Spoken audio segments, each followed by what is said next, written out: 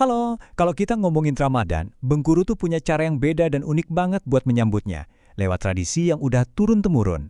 Nah, kali ini kita bakal lihat gimana indahnya iman dan budaya lokal bisa menyatu di tanah Rafflesia ini.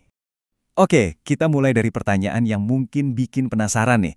Gimana ceritanya api, sesuatu yang panas, yang membakar, malah bisa jadi perekat yang menyatukan sebuah komunitas? Pertanyaan ini bakal jadi benang merah kita selama penelusuran nanti. Perjalanan kita dimulai dari sini, dari intinya filosofi masyarakat Bengkulu, yaitu harmoni. Harmoni antara ajaran agama dan kearifan lokal mereka. Ini bukan cuma soal perayaan loh, tapi udah jadi cara hidup. Nah, ada istilah kuncinya nih, namanya indigenisasi Islam. Gampangnya gini, ini tuh proses di mana ajaran Islam nggak serta-merta menghapus budaya yang udah ada. Malah sebaliknya, ajaran itu berdialog, menyatu, dan diekspresikan lewat kekayaan budaya setempat. Keren kan? Oke, dari teori, sekarang kita langsung lihat prakteknya. Gimana sih konsep ini kelihatan dalam dua tradisi utama yang jadi jantungnya perayaan Ramadan di Bengkulu? Jadi ada dua tradisi utama yang perlu kita kenal, malam punggahan sama malam nuju likur. Malam punggahan itu fokusnya ke kebersamaan dan penyucian diri, dilakuinnya pas sebelum puasa. Sementara malam nuju likur ini semacam festival cahaya dan pengharapan yang puncaknya ada di akhir-akhir Ramadan. Waktunya beda, fokusnya beda, tapi spiritnya sama. Yuk, kita intip lebih dekat malam punggahan di Pulau Enggano. Coba deh lihat foto ini. Kebersamaannya dapat banget kan? Semua warga desa, tua muda, laki-laki, perempuan, semua ngumpul jadi satu. Ini bukan sekedar makan-makan biasa. Ini ritual buat memperkuat ikatan di antara mereka. Prosesinya tuh simple, tapi maknanya dalam banget. Dimulai dari tausiah dulu buat nyiapin batin, terus lanjut doa dan zikir bareng, ini jadi momen buat saling maaf-maafan. Nah, puncaknya, makan bersama. Di sini nih, semua sekat sosial kayak hilang gitu aja. Semua sama, semua setara, bareng-bareng nyambut bulan suci.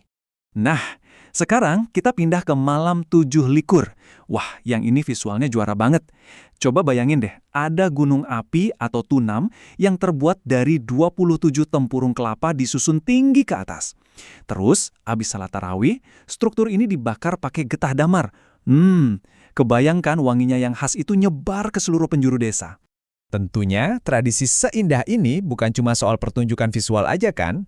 Sekarang, kita bakal coba kupas tuntas lapisan-lapisan makna yang tersembunyi di balik nyala api dan kebersamaan itu. Jadi, apa sih artinya api nuju likur ini? Dari sisi spiritual, ini adalah simbol pencarian malam Lailatul Qadar. Tapi ternyata ada makna praktisnya juga. Zaman dulu, sebelum ada listrik, ya ini fungsinya jadi lampu jalan. Secara sosial, ini kayak kode gitu loh, sinyal buat semua warga desa kalau lebaran udah deket, tinggal 3 hari lagi. Tapi tunggu dulu, ceritanya makin seru nih. Siapa yang nyangka coba, sebuah ritual kuno yang diwariskan nenek moyang kita, ternyata nyimpen pelajaran matematika di dalamnya. Gimana ceritanya tuh? Dan ini nih yang bikin kita takjub.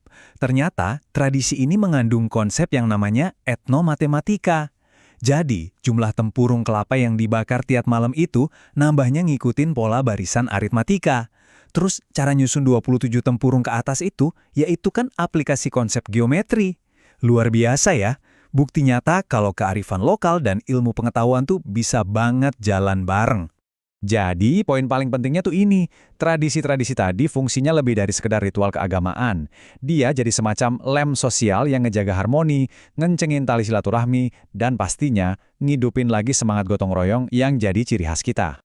Tapi ya, namanya juga warisan budaya. Pasti ada aja tantangannya, apalagi di zaman sekarang.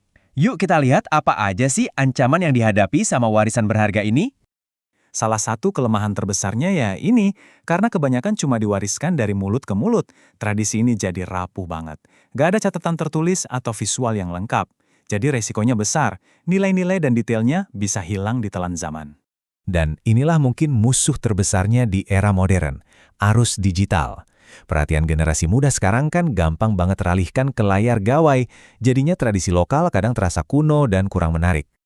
Selain itu, masih ada tantangan lain. Partisipasi anak muda makin menurun. Banyak yang merantau ke kota buat sekolah atau kerja. Bahkan, bahan baku otentiknya seperti getah damar sekarang makin susah dicari. Ini semua jadi ancaman yang serius buat keberlangsungan tradisi. Tapi jangan pesimis dulu. Di tengah semua tantangan itu, ada harapan. Berbagai pihak udah mulai bergerak kok. Terus apa aja sih langkah-langkah strategis yang diusulkan buat ngejaga warisan ini tetap menyala bagi generasi yang akan datang? Jawabannya adalah lewat aksi nyata. Pertama, dokumentasi yang lengkap. Harus dicatat, difoto, divideoin. Kedua, edukasi dengan cara memasukkannya ke kurikulum sekolah. Ketiga, yang paling penting, kolaborasi antara semua pihak, dari tokoh adat, pemuda, sampai mahasiswa KKN.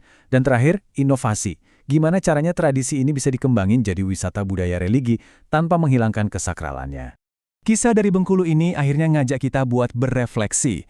Tradisi api, kebersamaan, dan warisan ini bukan cuma punya mereka, tapi cerminan dari kekayaan budaya kita semua.